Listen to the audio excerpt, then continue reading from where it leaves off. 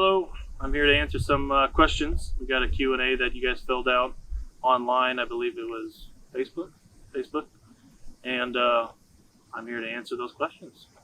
So welcome. Thank you very much for coming. So the question is, what happens with NOx sensors? Why are they going bad? And what do we do? NOx sensors, they've improved over I'd say we've been in the after treatments technology for about a decade now. My experience has only been 3 years of it, but generally you're going to go through one set of NOx sensors, both inlet and outlet, during the warranty period, maybe twice. In terms of what to do, they've got aftermarkets out there, but in general, I run strictly Cummins most of the time. I think I have a few PACCAR motors, and they're all pretty much the same manufacturer, I'd say. But that one you're almost stuck with. Basically, when they go bad, they go bad. And that's just what it is. The really only precaution you can take is cleaning the DPF and DOC at its recommended intervals, which Cummins is 400,000 to 600,000. So standard warranty terms on an LGT truck.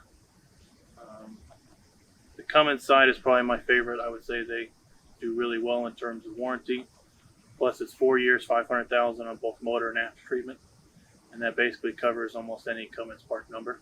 You go into a Cummins shop or a Cummins certified dealership or service provider. If it's Cummins part number that failed, it's generally under warranty.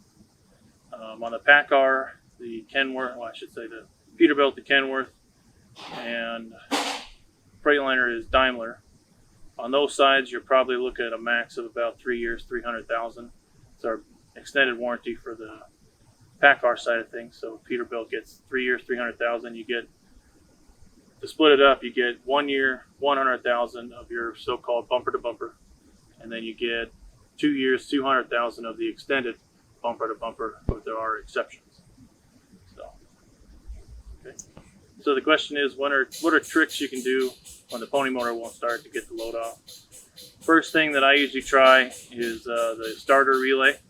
Most of the time, if you're not getting any power to your starter, the starter relay is the culprit. Of course, you could have a battery, but I generally check the relay first. If it looks corroded, I change it. If it doesn't feel like it's plugging in tightly, I'll change it. Before the prongs falls out, I've had that happen, change it. But if everything seems good with that, I might try switching the starter relay and the glow plug relay, which is generally the starter relays on the driver's side of the motor and the glow relays on the passenger side. You just flip those around.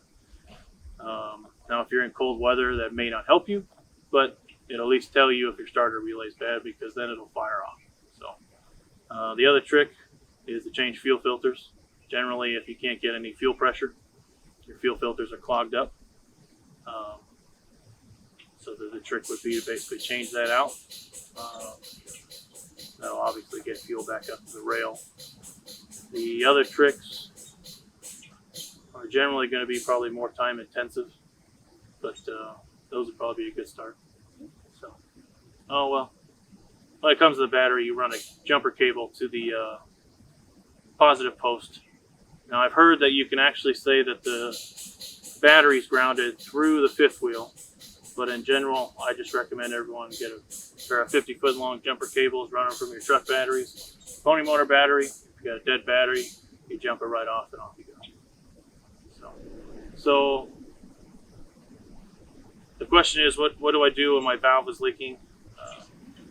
Unfortunately, this one's kind of a wide, broad question. There's quite a bit of valves, so I guess I'll do the couple major types. You can have an air valve. If your air valve's leaking, the best thing you can really do is just swap it out. Now, an old-timer trick I heard about is you can take some chewing gum, some Big League Chew, and you chew that up and you put it on the valve where the leak's coming out of, and generally it'll seal it up if you let it dry for at least a little bit so you can get to a shop. But I would say if you're patching it up with bubble gum, I would probably say just fix it. So, what else is there? There's you got brake valves, but that's about the same thing. It's all air valves. Now, if you're talking like motor valves, there's not really a good recommendation. Just get to a shop. And in general, in my experience, with the warranty period of the trucks, you're not going to have a valve problem unless you really got some issues going on in the motor.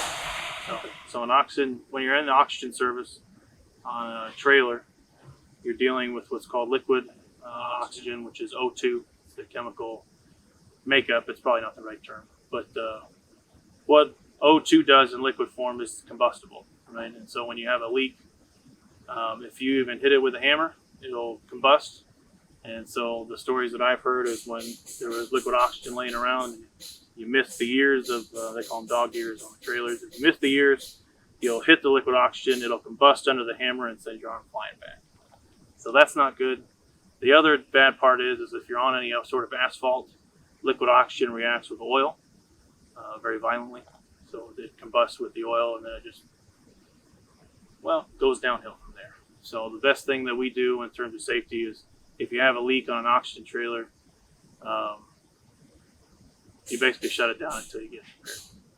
So there might be some way you can tighten it up with a wrench, and then if someone's got the appropriate tools on the road, I'll advise them to do so. Otherwise, I send them to a shop to get it fixed nearly right away. So the question is how do I take the turn signal or dimmer switch off?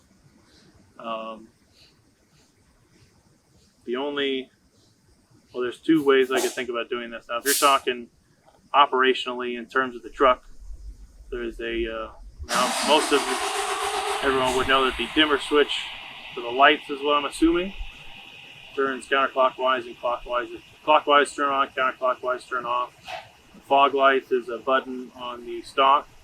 Now, if you're talking about removing the dimmer switch altogether, you would have to take apart the dash. Probably in a Peterbilt, my experience with the Peterbilt, you go from the right side to the left side. Once you get to the left side, there'll be some screws that hold in. Well, you've got panels that are clipped in, and you've got panels that are screwed in underneath.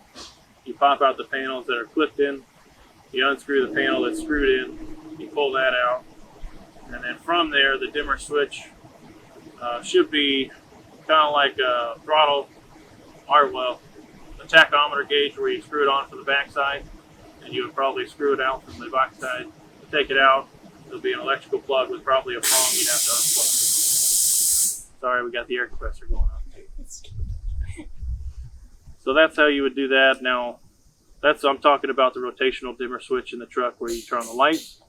If you're talking about the stock on the steering wheel, you actually have to take that same dash panel apart, pull the top part of the steering wheel off, and I believe there's some screws that hold that together. I'll see if I can make a video for it. And then the wire actually feeds all the way down the column and plugs in at the very bottom. So you have to unplug that, feed out the wires, and then that, I believe, clips in like a little U-shaped bracket. Pop it out.